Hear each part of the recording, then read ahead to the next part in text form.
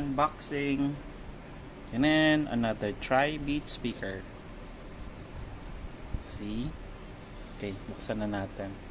Unwrapping for now. Then, ayan. This time, this is the Tribit XSound Surf. Ayan. Buksan na natin.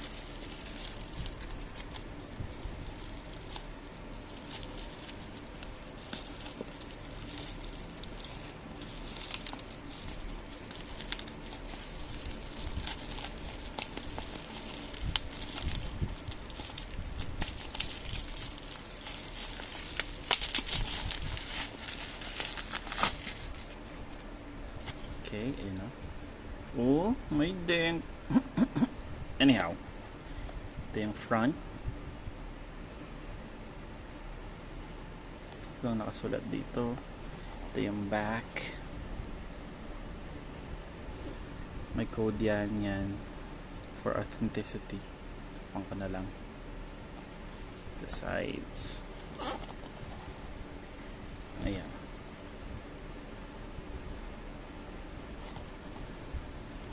Sabi dito IPX7 waterproof, Bluetooth 5.0, long battery life, superior sound, and stereo party.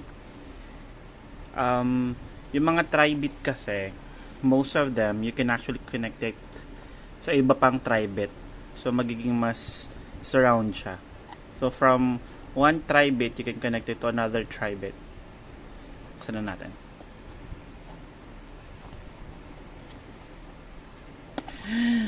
How? Ay, dito. I need your help. Wait lang. This is what we need. Malinis siya this time. Ano ba yun?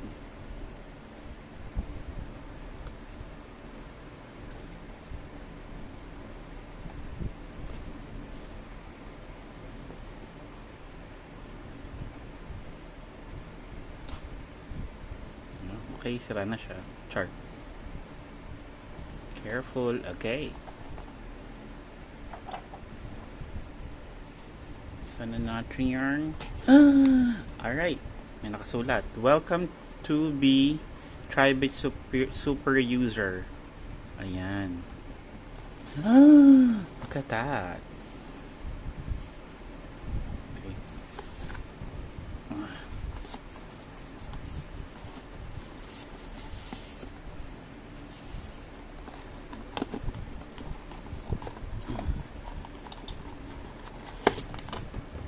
Okay. Very unique packaging. Thank you card. Manual.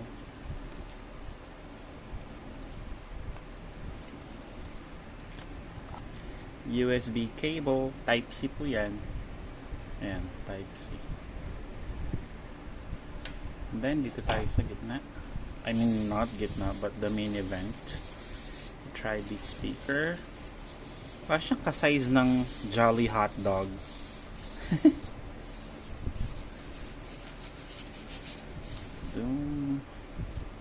Wow, nice. Ganda.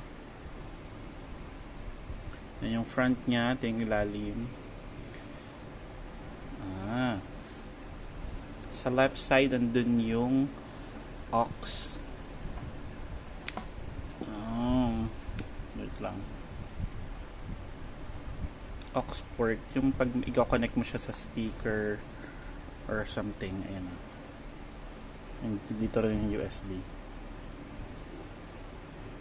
Kabila, wala. On top, wow, very simple na command.